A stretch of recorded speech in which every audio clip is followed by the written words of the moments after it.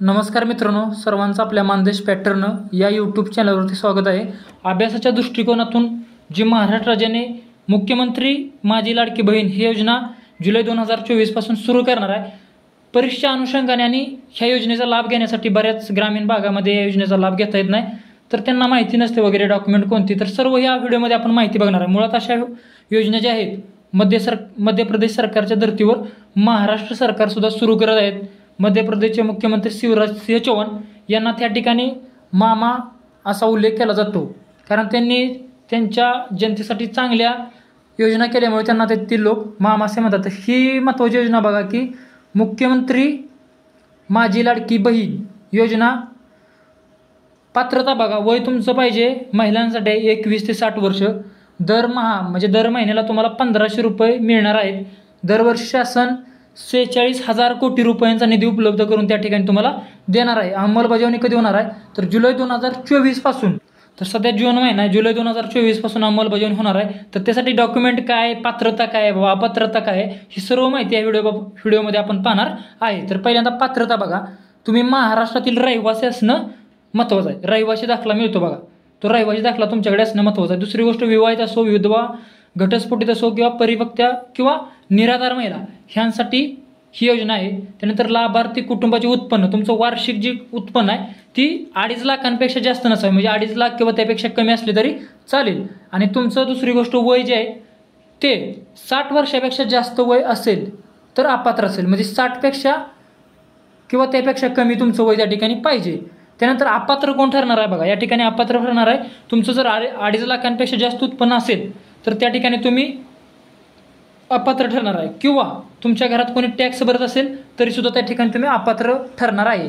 त्यानंतर तुमच्या कुटुंबातील जर सरकारी नोकरी किंवा निवृत्ती वेतन घेत असेल, म्हणजे सरकारचा नोकरदार असेल, तर तुम्हाला त्या ठिकाणी लाभ घेता येणार नाही। म्हणजे याचा अर्थ की गोरगरीब जी महाराष्ट्र जनता आहे ह्या सर्वांना या ठिकाणी लाभ घेता येणार आहे। ज्यांचे कुटुंबात 5 एकरापेक्षा जास्त जमीन असेल तर, म्हणजे 5 एकरापेक्षा तुमच्या कुटुंबामध्ये कमी जमीन पाहिजे।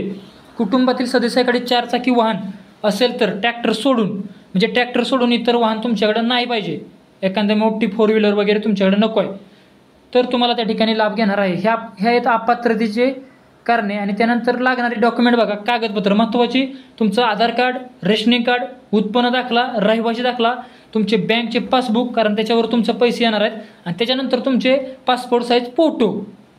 लक्षात आलं, योजनेचा अर्ज पोर्टल, मोबाईल ॲपवर, सेतू सुविधा केंद्रावर ऑनलाईन भरले जाऊ शकतात। त्यापुढे पुढील प्रक्रिया विहित केली आहे। ज्यांना अर्ज करता येत नसेल, आता ग्रामीण भागात बऱ्याच लोकांना याबद्दल माहिती नसते, तर तुमच्या कुटुंबातील लोकांना वगैरे तुमच्या ओळखीचे जर असतील तर त्यांना ही व्हिडिओ पोचवा, त्यांना लाभ घेण्यासाठी जरूर सांगा जर त्यांची पात्रता होत असेल तर। बऱ्यापैकी महाराष्ट्रामध्ये साधारण 70 ते 80% लोक शेतकरी कुटुंबातील सर्वजण यामध्ये सहभाग घेऊ शकतात, या योजनेचा लाभ घेऊ शकतात।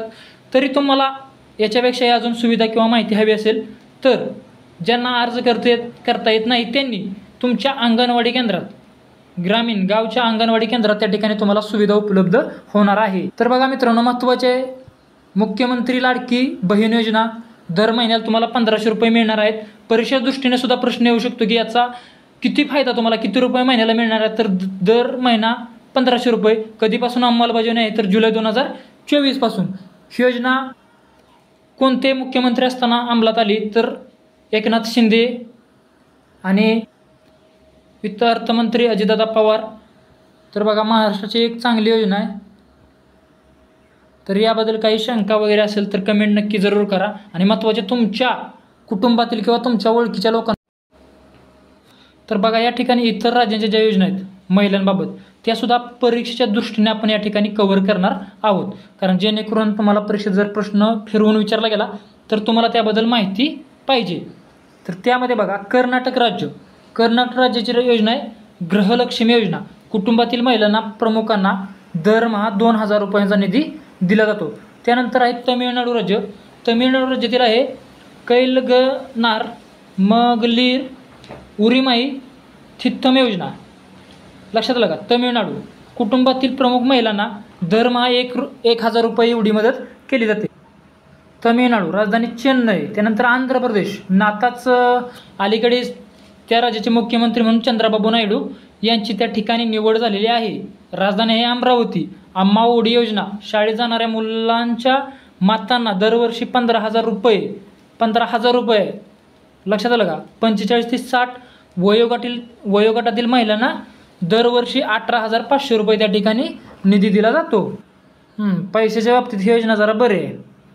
अलीकडेच UP उत्तर प्रदेश सरकार कन्या सुमंगल योजना, प्रत्येक मुलीला जन्मापासून शिक्षणापर्यंत खर्चासाठी, जन्म ते शिक्षण म्हणजे तिच्या पूर्ण शिक्षणापर्यंत तिला 25,000 रुपये एवढी मदत केली जाते. उत्तर प्रदेश सरकार. मध्य प्रदेश लाडली बहीण योजना, ह्या राज्याच्या धर्तीवरच महाराष्ट्र राज्याने ही अलीकडे योजना सुरू केलेली आहे. 1.3 कोटी महिलांना दर महिला प्रत्येकी 1,250 रुपये. बघा आकडा खूप मोठा आहे. 1.3 कोटी महिला त्या ठिकाणी आहेत, त्यांना प्रत्येकी 1,250 रुपये त्या ठिकाणी दिले जातात. त्यानंतर पश्चिम बंगाल म्हटल्यावर लक्ष्मी भंडार योजना, त्यांची दुसरं एक कन्याश्री प्रकल्प योजना, त्यानंतर रूपश्री प्रकल्प. पश्चिम बंगाल ममता बहन. लक्ष्मी भंडार योजना बघा, अनुसूचित जाती आणि अनुसूचित जमाती प्रवर्गातील रुपये महिलांना दरमहा 1,000 रुपये या योजनेद्वारे दिले जातात. त्यानंतर कन्याश्री प्रकल्प योजनेद्वारे 13 ते 18 वयोगटातील शाळा तसेच कॉलेजात जाणाऱ्या मुलींना दरवर्षी 1,000 रुपये. बघा रूपश्री प्रकल्प यामधून लग्नासाठी मुलीला एकदाच 25,000 रुपयांचे अनुदान त्या ठिकाणी दिलं जातं. पश्चिम बंगाल ममता बहन, राजधानी कोलकाता, डमडम सुभाषचंद्र बोस विमानतळ, डमडम कोलकाता.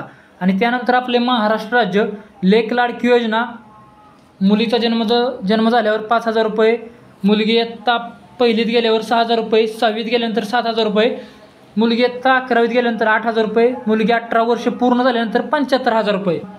त्यानंतर मुख्यमंत्री माझी लाडकी बहीण योजना, दरमहा 1,500 रुपये मिळणार आहेत. अंमलबजावणी जुलै 2024 पासून होणार आहे. तर कर्नाटक, तामिळनाडू, तेलंगणा, दिल्ली या राज्यांनी महिलांना मोफत बस प्रवासाची सुविधा दिलेली आहे. कोणती राज्य? कर्नाटक, तामिळनाडू, तेलंगणा म्हणजे दक्षिणेकडील सगळे तिन्ही राज्य, उत्तरेकडे फक्त दिल्ली हा केंद्रशासित प्रदेश, या राज्यांनी महिलांना मोफत बस प्रवासाची सुविधा दिलेली आहे. आणि महाराष्ट्रात महिलांना STच्या प्रवासात 50% सूट आहे. तर महाराष्ट्रात फक्त 50% सूट आहे, तर यावरून खुश होऊ नका. तर काही राज्यामध्ये मोफत सुविधा आहे डायरेक्ट. तर अशाच महत्त्वाचे अपडेट पाहण्यासाठी आपल्या मानदेश पॅटर्न या यूट्यूब चॅनलला सबस्क्राईब करा. धन्यवाद मित्रांनो.